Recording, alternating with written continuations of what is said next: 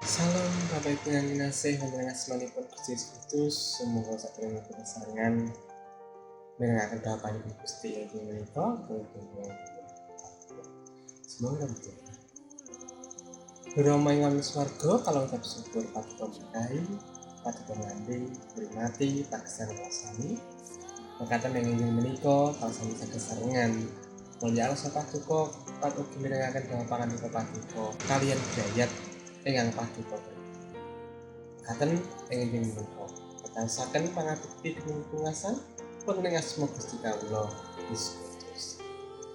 Pasamanipun Gusti ingkang kinasih, nggih sadèrèngipun kita sarengan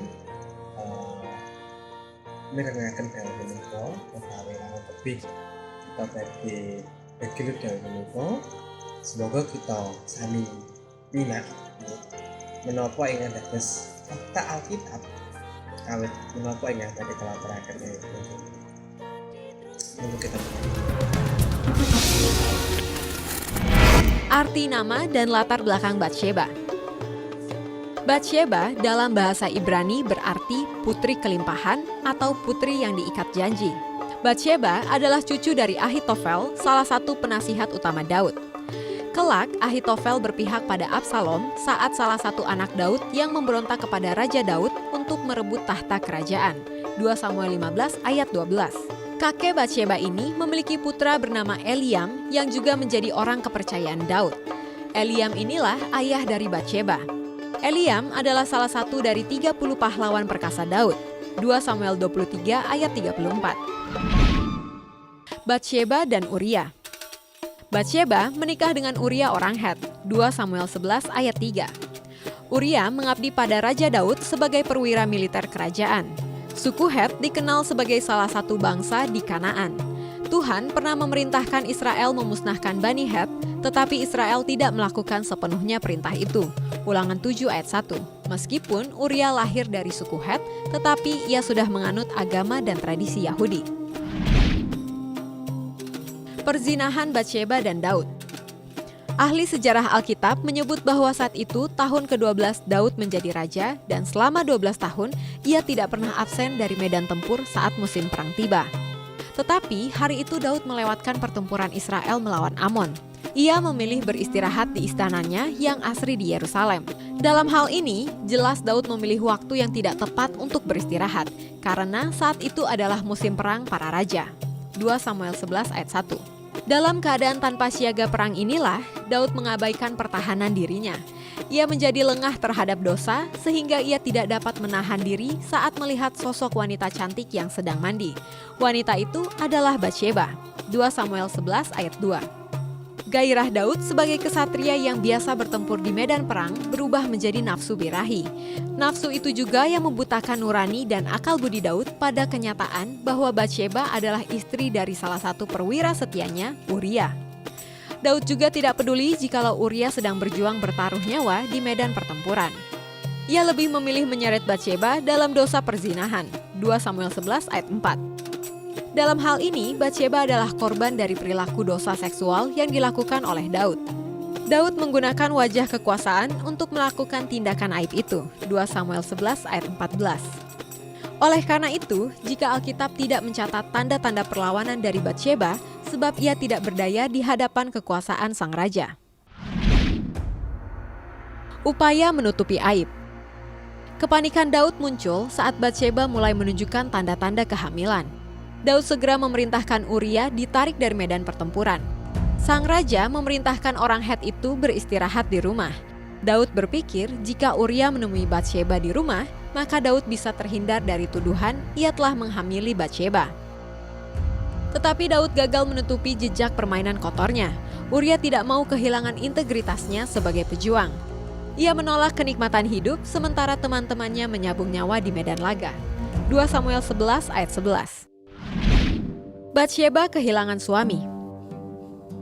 Dosa telah membutakan cahaya kebenaran di hati Daud. Dosa awal diikuti dosa selanjutnya. Setelah gagal dengan trik licik pertamanya, Daud sengaja mengirim Uria ke garis depan pertempuran yang paling ganas.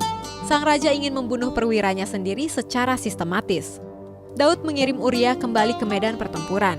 Kali ini, Daud sebagai raja memberi surat perintah kepada Yoab, panglima perangnya, untuk menempatkan Uria di barisan depan dan membiarkan orang Het itu tanpa perlindungan. 2 Samuel 11 ayat 15. Hasilnya seperti apa yang menjadi harapan Daud, yaitu Uria gugur di medan laga. 2 Samuel 11 ayat 24. Batsyeba kehilangan anak. Ketika Batsyeba mendengar Uria gugur, maka wanita itu sangat berduka. Ia meratapi kematian suaminya yang tragis. 2 Samuel 11 ayat 26. Setelah masa berkabung berlalu, Daud menikahi Batsyeba yang sedang mengandung. Tak lama kemudian, Batsyeba melahirkan anak itu. Tapi Tuhan memperkenankan anak itu sakit. Daud sangat terpukul oleh keadaan itu. Ia tidak mau makan dan menyesali dosanya di hadapan Tuhan. Tapi anak itu mati pada hari ke-7. 2 Samuel 12 ayat 18. Konsekuensi dosa perzinahan. Akibat dosa perzinahan itu, Batsyeba berduka 2 kali. Pertama, ia kehilangan suami, dan kedua, ia kehilangan anak. Sementara Daud juga menerima konsekuensi dari perbuatannya itu di masa depan. Nabi Nathan menubuatkan bahwa Tuhan akan memperkenankan perang demi perang terjadi di antara keturunan Daud. 2 Samuel 12 ayat 10. Daud juga akan kehilangan istri-istrinya secara terbuka. Peristiwa itu sebagai balasan Daud mengambil istri Uria secara sembunyi-sembunyi. 2 Samuel 12 ayat 12. Peristiwa itu terbukti saat Absalom, salah satu anak Daud, mengambil istri-istri ayahnya secara terang-terangan. Semua orang Israel mengetahui perbuatan Absalom ini. 2 Samuel 16 ayat 22. Nah, Bapak Ibu ingkang kinasih, mestinipun yen kula panjenengan nigatosaken menapa di fakta Alkitab ingkang sampun kula panjenengan nigatosaken menika. Ing mriku kathah sanget kesalahan ingkang dipun tindakaken dening Daud. Mekaten piyambakipun boten nderek perang. Lan ing mriku krana boten nderek perang, nggih, ingkang rumiyin nggadahi nafsu kangge berperang sakmangke malah nafsunipun menika benten. Nggih. Inggih menika ngremeni dumateng garwanipun, prajuritipun, perwiranipun.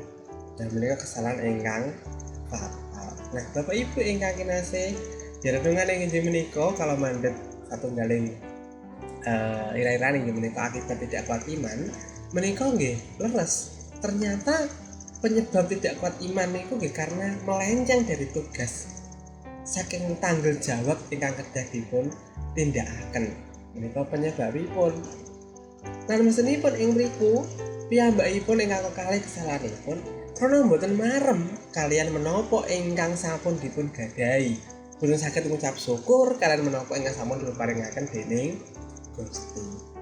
Nah, Bapak Ibu ingkang kinasih, monggo kita sami naliti wonten ing pagesangan kita piyambak-piyambak ing padintenan. Yen kita menika sinaos sampun beriman dumateng Gusti. Ning kadang kawis iman pasang surut nggih. Wonten ingkang imanipun menggebu-gebu berkobar-kobar, ning nalika masalah menika nempah kadang kawis lemah iman. Utawi nalika sisa imanipun berkobar-kobar, berkelimpahan, imanipun menika saged surut.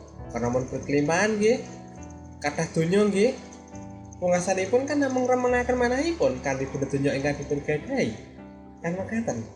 Lah, ing mriku godaan-godaan muncul. Saged mengendalikan diri, masalah enggal muncul. Nah, Bapak Ibu ingkang kinasih, semoga ing enjing menika kita sareng-sareng sinau saking Raja Daud krana mboten kuat iman ya pun dibawa nilai dosa. Krana ing mriku mboten tahan godaan, piyambakipun menika malah ndamel satunggaling cara mejahit yang sanes kangge mendhet garwanipun. Menika krana mboten kuat.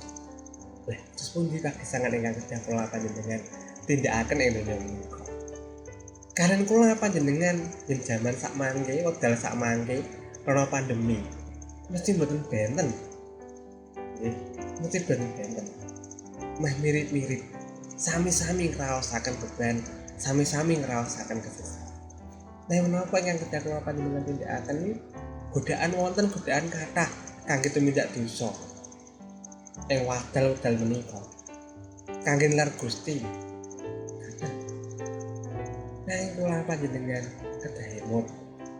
Sedaya ingkang kedah kula panjenengan lampahi menika, pagesangan ingkang kedah kula panjenengan lampahi menika kedah dipunlandhesi kaliyan iman.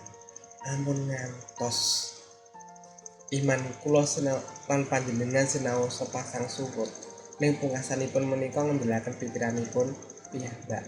Ning monggo sinaosa pasang surut tetep emut. Gusti menika ingkang kedah dipun. Laku utami ingkang wonten ing Gusti menika ingkang kedah dipun ayahi.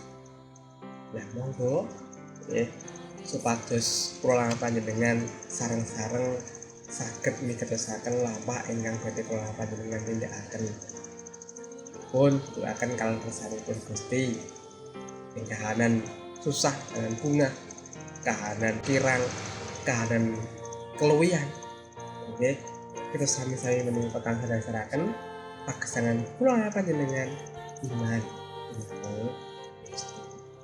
Awit tiyang-tiyang ingkang boten kiyat iman menika pungkasanipun dumawan dosa lan pungkasanipun boten beto kesaenan nanging beto satunggaling karepekan masalah wonten ing pagesanganipun. Monggo inggih menika sareng-sareng nggih kita sami meneguhkan, menguatkan iman kula panjenengan ngadepi kahanan ingkang boten sae kan ingkang boten sekeca. Mekaten mangke yen kula panjenengan dipun pulahaken dening Gusti, kahananipun sampun karibah dening Gusti, kalupiran, kelimpahan, sedaya berkah menika katampi nggih ampun supe. Sedaya menika pakaryanipun Gusti, tansah ngucap syukur, mboten kok malah mboten marem kalian pencapaian ingkang dipun tampai. Pungkasanipun ing mboten marem ya didhawuh menika dumawan wonten ing dosa. Mugi kula panjenengan dipun wiyataken kalian fakta Alkitab ingkang wonten lan kalian dawuh pangandikanipun Gusti ingkang ing enjing menika kula panjenengan sami pirengaken. Gusti aberkahi. Monggo kita sami ndedonga. Duh Rama kasuwargan kala ngucap syukur paduka berkahi kala sami kaya ngabekti. Kalian sarengan kalian bayat. Katen kala nyuwun paduka tansah nyataken iman kala sami ing satengahing pandemi, ing satengahing karepekan, ing satengahing panggoda ingkang wonten ing menika. Kahanan menapa kemawon ingkang sami tampeni duka menika wedal ingkang susah, duka menika wedal ingkang kelimpahan. Kala nyuwun paduka tansah nanemaken Roh Suci kangge makarya ing manah kala sami. Supaya kula sami tansah ngucap syukur, boten tumindak ingkang boten sae lan mekaten asa paduka menika panjenengan. Katen kataosaken sang paduka kaliyan sadengah ingkang dipun adepi duka menika perkawis gesang, duka menika perkawis ekonomi, rumah tangga, kesehatan, sedayanipun kataosaken sang paduka Gusti rawuh lan luwari saha mitulungi. Mekaten kala sedonga kangge gereja kala sami supados kala sami saged ngabekti wonten ing gereja. Kala nyuwun berkah-berkah paduka nyata dumateng basa lan negari kala sami supados basa menika saged pulih, saged luar saking Covid-19. Katon penasi ingkang tindakaken Gusti ngaberkahi sedaya paraga ingkang ing mriku terlibat aktif kangge vaksinasi menika. Mekaten sedaya tiyang menika paduka paringi kontak wonten ing manahipun kangge sareng-sareng sadar nderek vaksin menika. Mekaten kataosaken pemerintahan ingkang wonten Gusti nunggil saha berkahi supados saged nuwuhaken kaperman karahayon wonten ing negari sami. Mekaten panyuwun pandonga kawula inggih menika sawetahipun kacaosaken saking asma Gusti kawula inggih Gusti Yesus Kristus. Amin. Syukur sahabat Gusti.